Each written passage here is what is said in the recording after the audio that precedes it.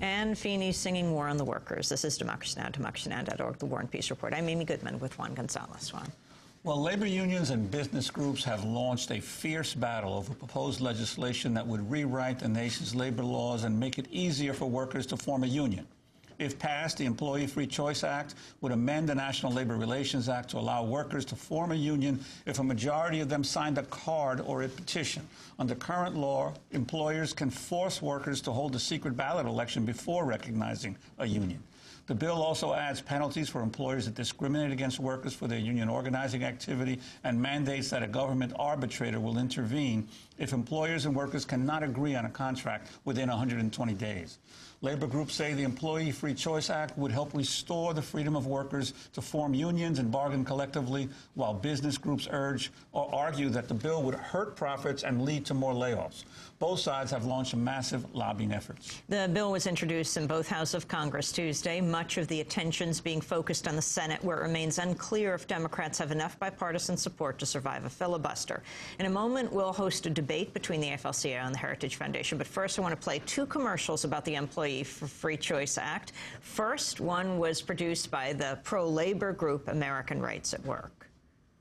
Corporate greed. It's caused a meltdown of our economy. Just look at the news or your retirement account. Now greedy CEOs want to prevent workers from joining unions to level the playing field. Their new scheme to keep wages low? Spreading lies about the Employee Free Choice Act. The truth is, the Employee Free Choice Act absolutely protects workers' right to choose a secret ballot election. But the choice would be the workers, not their bosses. That's the secret big business doesn't want you to know. And this ad is from the pro-business group Employee Freedom Action Committee. Steel, auto, airlines. What do these industries all have in common? Hundreds of thousands of lost jobs and union bosses who helped to put them out of business. If you think the economy's bad now, it could get worse. Union bosses are pushing their own bailout bill in Congress that could force employees to pay union dues against their will. Economists say it will cost jobs and damage the economy. Fight the Employee Forced Choice Act at employeefreedom.org. We're joined now by two guests in Washington. Stewart Acuff is the special assistant to the president of the AFL-CIO. James Sherk is the Bradley Fellow in Labor Policy at the Heritage Foundation. Let's begin with James Sherk. Why are you opposed to this bill? Because this is a bill that takes away employees' choice. Read the text of the bill. There's nothing in there about workers having a choice between a secret ballot or simply being forced to sign publicly. Workers have, if this is passed, no ability to call for a secret ballot election. That would be entirely in the control of union organizers, and they've made it clear in their public statements that they have no intention of doing that. And on top of that, the secret ballot part is outrageous, and it's gotten most of the attention. But after that happened, at newly organized companies, you'd have the government imposing contracts, the government writing contracts that workers in business would have to live with. They couldn't appeal. Workers wouldn't have the right to vote or strike. And government bureaucrats don't have the expertise to run a company in even the best economic times.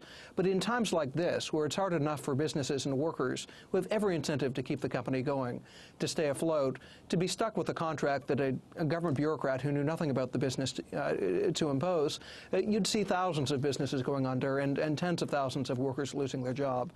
Government control is not the way to get businesses back on track. Stewart Acuff of the AFL-CIO. Thank you, Amy. It's good to be with you and Juan. Let me start by saying we've had 30 years of failed trickle-down economics brought to you by the Heritage Foundation and James's associates there. It's hard for me to believe he can speak with a straight face, seeing what 30 years of free market fundamentalism has done to us. The Employee Free Choice Act is very important because those 30 years have led to flat wages and declining wages.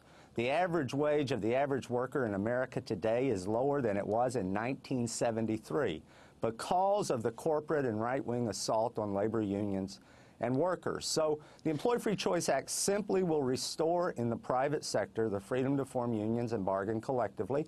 Workers will still be able to seek and get a secret ballot election if they want to, simply by 30% or 40 or 45% of the workers in a workplace signing a card or a petition and going down to the National Labor Relations Board and asking for an election. An election will be granted.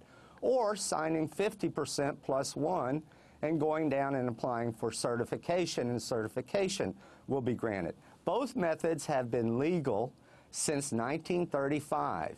It's just that today the employer decides which method is used.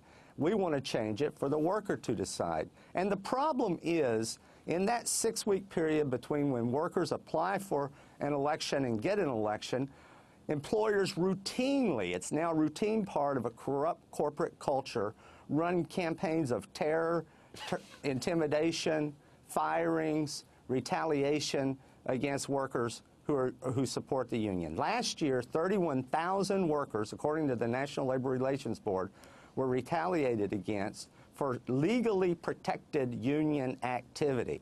And so folks like James make up a problem to cover a real problem. There is no union intimidation. There's only been 42 cases in the history of the board. That's 74 years. While last year, 31,000 workers were intimidated by their employer for legally protected union activity. On the arbitration, I'm sorry, Amy. No, go ahead, finish your point. On the arbitration, if workers and their employer are making steps and progress towards a first contract, they can mutually agree to extend the time period from the current 120 days under the bill for as long as it takes to get a contract. The aim here is not to arbitrate contracts, but it's to give employers and corporations a real incentive to reach a first contract. One company, the largest company in cable television, Comcast Cable, routinely awards their non-union workers higher wages than their union workers as a policy.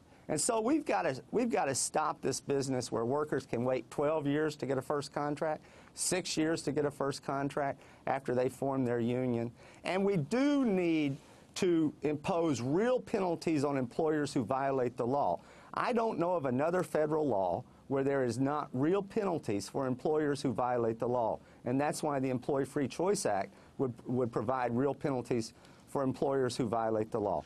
Now, if I can step in for a moment. If we can hear James Sherk on a second, but I'd like you, Mr. Sherk, especially to respond to this issue of the number of workers that are routinely fired when they do engage in unionization activities, and the responsibility of government to do something about that. Look, workers have an absolute right to join a union if they want to. They also have a right not to join a union. If intimidation is a